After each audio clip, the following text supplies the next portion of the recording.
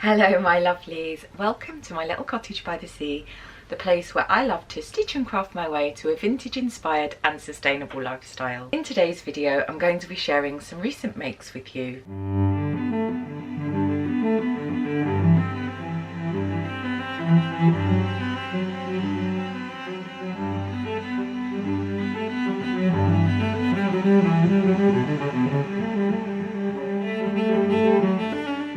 First of all though, I would really love to say a big hello and welcome to all of the new faces who are hanging out with me here in my sewing room in my cottage by the sea. So lovely to have you along for my sewing adventures, and I really appreciate all the support you give me by watching my videos, commenting, always such lovely, helpful, constructive comments, and subscribing. You really do mean the world to me.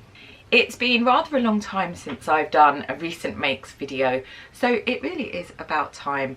I haven't made all that many things, but some of the things that I've made, most of the things that I've made, I'm really thrilled with and am really enjoying wearing, so I hope you enjoy them too.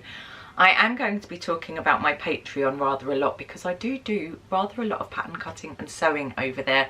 So apologies if it's not your cup of tea, but if it is your cup of tea, then you are more than welcome to join my lovely little stitch coven over at Tara School of Dressmaking on Patreon.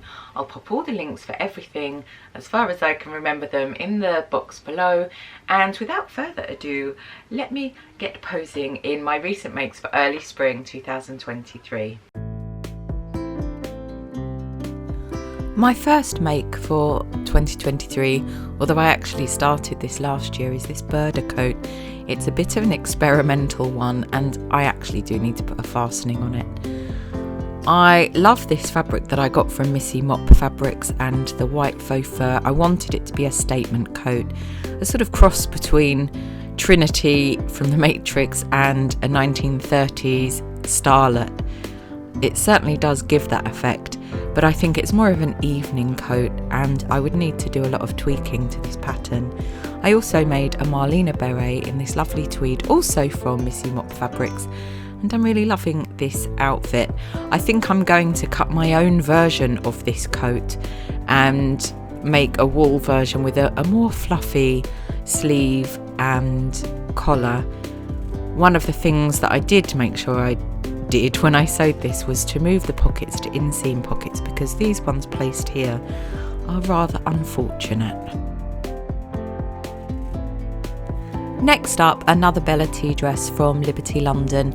It's my tried and true favourite dress pattern, and I used this beautiful vintage viscose crepe from Missy Mop Fabrics. She does have an amazing selection of fabrics. Absolutely love this dress. I've made quite a few versions. It's really comfortable, fits really well, and I feel amazing in it.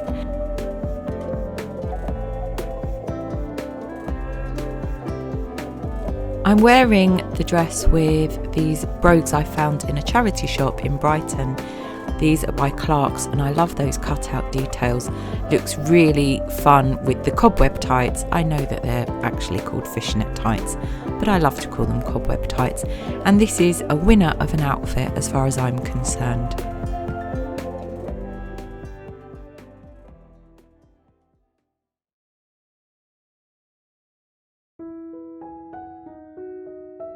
I've been working to a new inspiration theme and you'll get a peek of that in a little bit. I was inspired to make these gathered and dirndl skirts, very simple, easy projects. This is a beautiful paisley by Stores Fabric that I bought in Jacob's Haberdashery. I've styled up here with a top secret top that you'll have to pretend that you can't see, and a vintage belt from Hawk & Dove Vintage. I'm also wearing my new sewing pattern, the Selina Bonnet. I do think that it looks a little bit better when styled with wavy hair, however. There's a tutorial for this. I'll pop a card up here for you if you would like to have a little watch.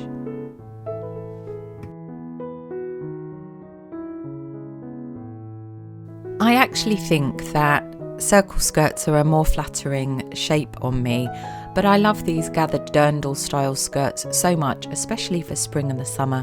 I'm going to wear them anyway. These earrings are much treasured and I bought them so many years ago. No idea where from, but how pretty are they? I've been really lucky finding shoes when treasure hunting. I found these Carvela boots for about £8 and I think they're supposed to be over 100. Bargain.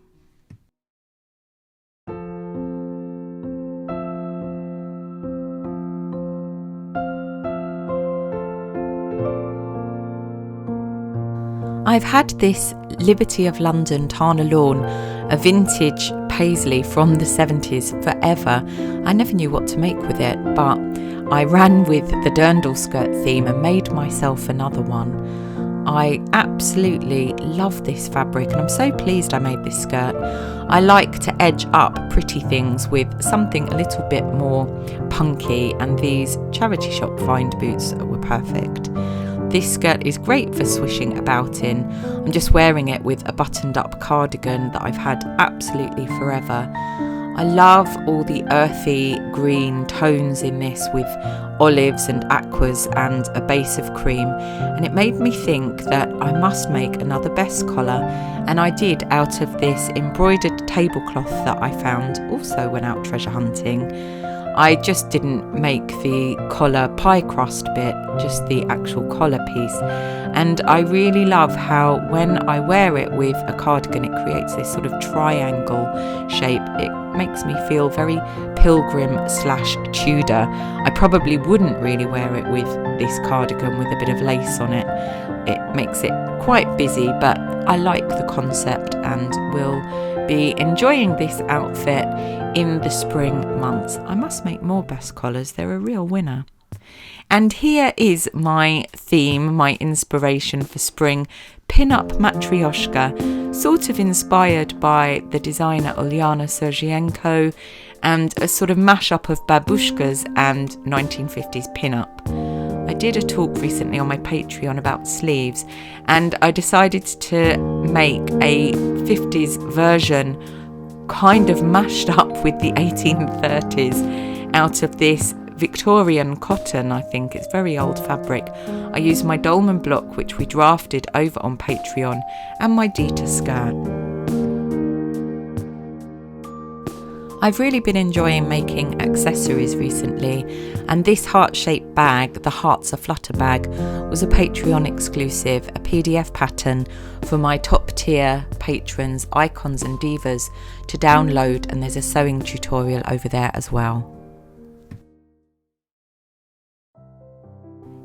For February's project over on Patreon, my lovely patrons unanimously voted for this vintage dress as their monthly project. It's based on, inspired by, copied from a 1930s Hollywood patterns sewing pattern inspired by Lucille Ball. So I named it the Lucille dress.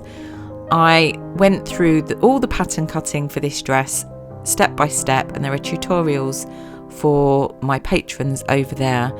I absolutely love this dress. It's one of my most favourite makes that I have ever made. It has this high neck yoke, puff sleeves, and then these rouleau buttons and just some buttons that I repurposed from a wedding dress sample. I made it out of fabric from Missy Mop. She actually called this the Tara fabric because of my love of dark florals, and I love wearing it with cobweb tights. Yes, they will always be cobweb tights for me. And these 40s style Clark's shoes that I've had for absolutely ever. Here's another little peek at my pin-up matryoshka book, inspired by all things Slavic, folk, Russian and 1950s pin-up. I designed this love brooch for my patrons, and we sewed these together in a live stream that we held in February, a Valentine's live stream. I've made a few more of these brooches, so expect to see many more. A very, very successful month or season of makes, and I can't wait to see what I make for late spring. I hope you've enjoyed this little look at my recent makes for spring, early spring 2023, and I hope that they've given you a little bit of inspiration for some of the things that you could be making for your spring vintage inspired wardrobe. Thank you as always for taking the time to spend the time with me here in my little cottage by the sea. It's so lovely to share my sewing adventures with you, and I shall see you very soon for some more sewing adventures. We are going to be sewing some lingerie. I hope that wherever you are in the world, my lovelies, you're keeping very safe and well, and I shall see you soon. Bye!